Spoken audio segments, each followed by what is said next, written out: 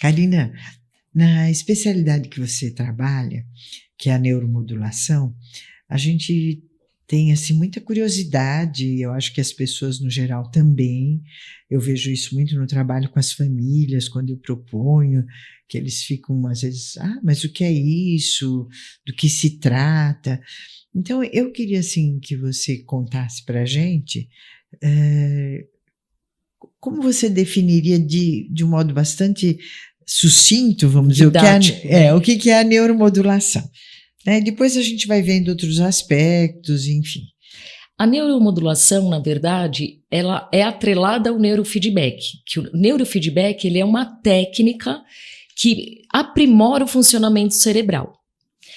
A partir da neuromodulação regulatória, que faz com que o cérebro ele seja estimulado de forma natural. Então, o que acontece? O neurofeedback ele é uma técnica considerada uma interface do cérebro, computador. O que seria isso? Ele é associado à neuroplasticidade, ao aprendizado e à recompensa, onde o cérebro ele se condiciona a trabalhar de uma maneira mais eficaz, mais adequada. É colocado eletrodos que captam essa atividade neural, na qual vai acontecer o quê? A capacitação do cérebro para ele ter um desempenho melhor, tanto cognitivo quanto comportamental. Então, assim, o neurofeedback é isso. A neuromodulação são ondas regulatórias. O neurofeedback é uma técnica que está atrelada à neuromodulação. Tá. Quer dizer que... como é que você faz para colocar os eletrodos?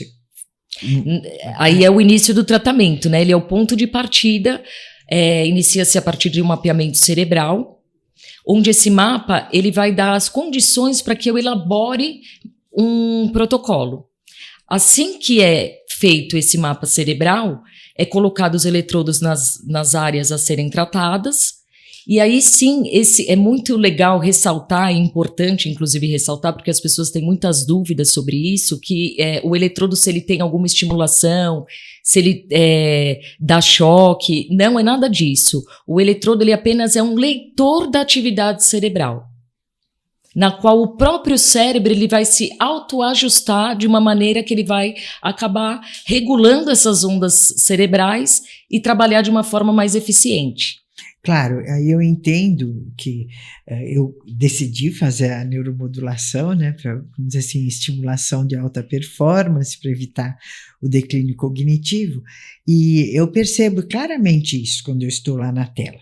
Então é importante também contar aqui entre nós que durante a ação desses eletrodos que são colocados nos pontos cerebrais que foram, vamos dizer assim, diagnosticados como necessários a partir do mapa cerebral, a gente está diante de um estímulo.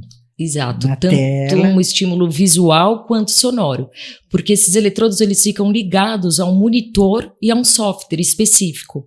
E aí acontecem os estímulos visuais e sonoros, onde o paciente ele acaba tendo um maior foco, uma maior atenção. Como a gente que escolhe o estímulo, né? Eu acho que fica muito interessante. Fica uma sessão agradável, né? Fica muito agradável, leve. Porque ao ouvir uma música que eu escolhi, vamos dizer, eu que sou também uma profissional da área, eu consigo ficar assim também vendo os perfis que aparecem na tela, que são do software, dos níveis de atenção que a gente está prestando. Então,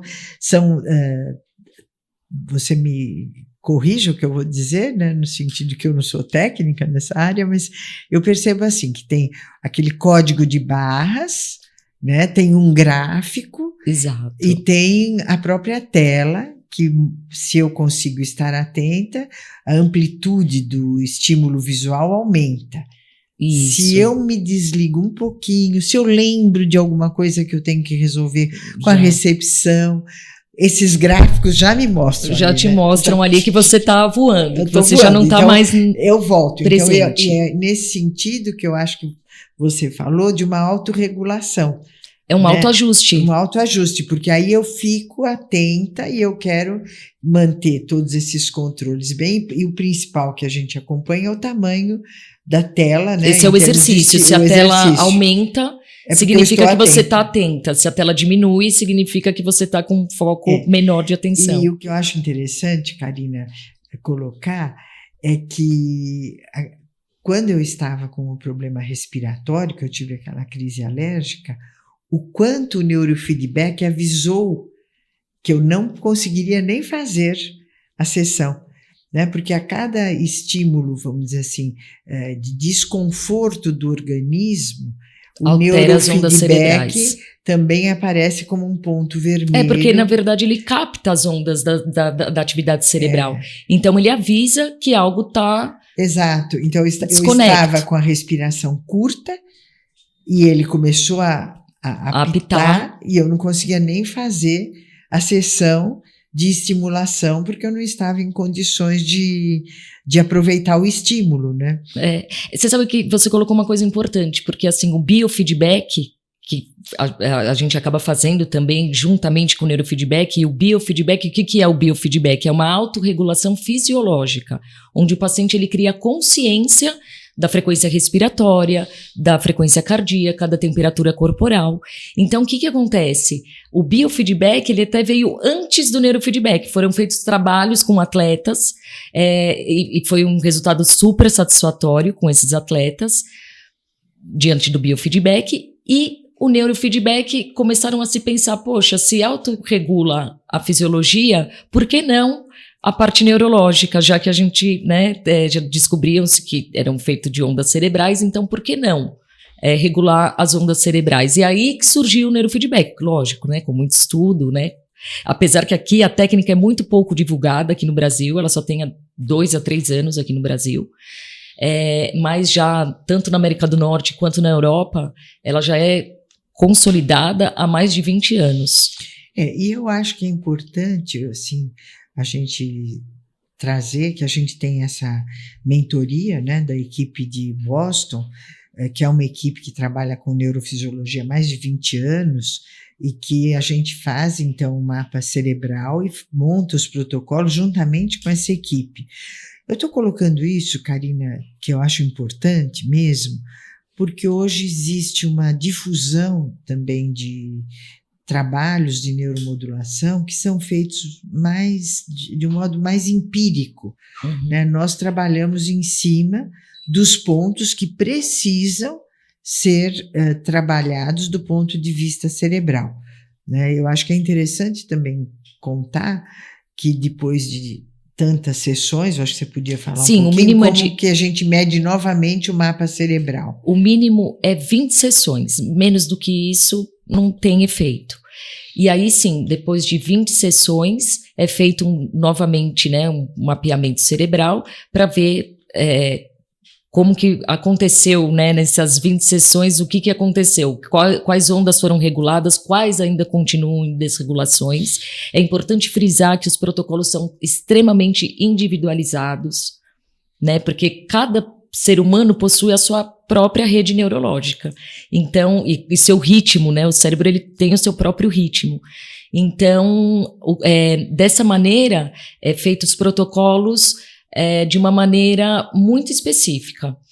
Quando se termina o protocolo, na verdade, assim, acontece as 20 sessões, termina-se as 20 sessões, é discutido se é necessário mais 20 sessões, mais 10, enfim. O máximo de sessões que pode ser feita é de 40 a 50 sessões, não mais do que isso. É importante dar um intervalo de 3 a 6 meses para que se consolide esse trabalho que foi realizado nesse período das sessões. É super importante isso. Ter a pausa, né? Ter a pausa de 3 a 6 meses. Vamos dizer, da regulação mesmo, né? Isso. Que ela se estabilize e consolide. Para que ela se estabilize, para que ela se consolide no cérebro. Karina, e quais são as indicações para fazer um trabalho de neuromodulação? As principais indicações são para dislexia, ansiedade, depressão, para o espectro autismo, para insônia, enxaqueca, enfim, tem dentre muitos. E principalmente aí a gente está tendo um trabalho muito bacana aqui na Clínica Cari com o espectro autismo. e estou tendo resultados muito satisfatórios. É uma terapia rápida, né, de resultados rápidos. Se a gente comparar com sim, as terapias, com as terapias convencionais, lógico, né? Que é uma terapia necessária. Sim, né? Com certeza. Eu vejo... Tanto que é importantíssimo sair da neuromodulação e estimular com uma terapia. É super importante. É manter aquele período em que o cérebro está regulado, ativo, com uma estimulação. Eu vejo também, nos casos do transtorno do espectro do autismo, quanto isso é um elemento, vou falar de uma área que eu trabalho muito, que são as famílias, que ajuda os pais assim, a realizarem de alguma maneira mais clara, a hora que eles veem o mapa cerebral, que aquilo realmente é uma questão do organismo, que é neurofisiológico, porque toda vez que a gente fala em cérebro, sentimentos, emoções, funções, é muito abstrato.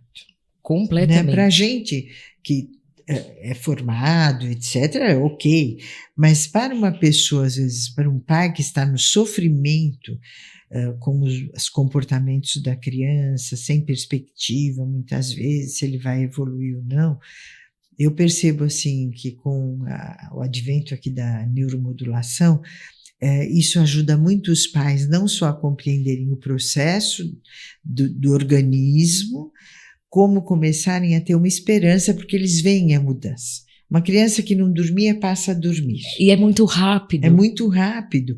E isso facilita, e eu acho que médio a longo prazo, vai abreviar o período de manutenção das terapias. Isso mesmo. Eu acho que é um trabalho que vai na base orgânica do problema. Porque, assim, o neurofeedback, ele não trata somente a condição do paciente, mas ele leva a você ver a desregulação, que é o que leva à sintomatologia. Exatamente. Entendeu? Então, quando você acha a desregulação que levou àquela sintomatologia e você regula, né?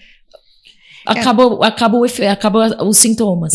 E é tão interessante, porque como você falou, várias patologias, eu lembrei também do TDAH, que eu acho que tem super importante, prevalência alta. Muito. E também ajuda as pessoas que têm o TDAH, mesmo que depois continuem com as suas terapias, a ter outro grau de resposta, né, nas situações do cotidiano, que é onde ela sente o maior impacto. Escola, muitas vezes trabalho, melhora o foco, melhora a organização, social, né? Melhora todo um contexto, melhora a qualidade de vida mesmo. Né? Da família, da né? família em si. É aí que chega. Eu acho que isso é importante, que acaba melhorando a qualidade de vida da família. Sim. Né? Porque eles têm um pouco mais de paz, no sentido de ver, puxa, mais um procedimento, né, feito com todo cuidado, como você disse, muito particularizado, faz um mapa, monta o protocolo, depois refaz o mapa, então a família vê na tela a resposta de um cérebro trabalhando ao vivo, porque o que eu percebo quando eu faço é tempo real. É como se o cérebro trabalhando naquele momento. Naquele momento. Então, se a pessoa chega estressada naquele dia, exatamente, ele capta as ondas neurais daquele momento. Exatamente. Isso que é bacana. Então, por isso, é uma fotografia. E acho que é uma inovação muito útil, né, que a gente está trazendo. Eu acredito que seja uma técnica futurística aí, né? É uma técnica futurística, e outras virão, né? Com certeza, né? Com certeza. Eu acho que é uma questão que a gente precisa difundir muito. Sim, a gente falou. É mais um benefício para essas pessoas, para todas. Eu acho que para todos. Eu me sinto muito beneficiada pela neuromodulação. E como eu falei para você, eu fui a primeira a começar e eu não sei se eu não vou ser a última a sair, porque eu quero fazer. Mas é assim, não é um aspecto que eu estou falando assim como uma propaganda, não, é porque eu acho que a gente que trabalha com transtornos do neurodesenvolvimento há mais de 50 anos, eu me lembro que quando a gente começou foi quando foi publicado o livro da Ana Maria Popovici de disfunções neuropsicológicas, ele foi um boom. Foi uma compreensão, já tinha outras pesquisas, claro, Lúria trabalhando fora, Piaget, Simone Raman, mas assim, instalou-se a questão de disfunção neuropsicológica no Brasil com o livro da Ana Maria Popovici nos anos 70, né? Então, a gente que acompanha as diversas terapêuticas que foram sendo introduzidas, o avanço das neurociências, o avanço das medicações, né, das metodologias e dos estudos em neuropsicologia, tudo isso foi avançando.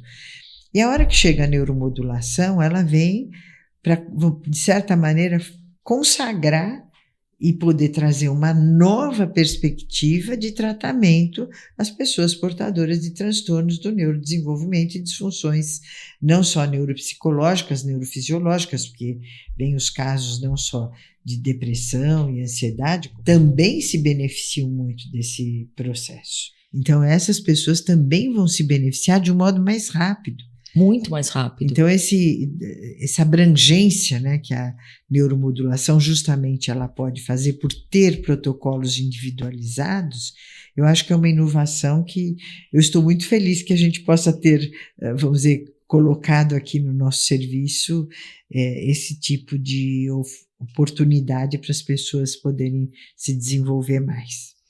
Eu acho que é legal para as pessoas entenderem o neurofeedback, que eu gostaria de citar uma frase do Benjamin Franklin, que ele, na verdade, ele faz com que você entenda de fato o que é o neurofeedback. Então, é uma frase que fala: diga-me e eu esquecerei, ensina-me e eu poderei lembrar, envolva-me e eu aprenderei. Então, quando você está envolvido, quando você está com a experiência, a mágica acontece, né? Obrigada, que bom, fico feliz. Obrigada.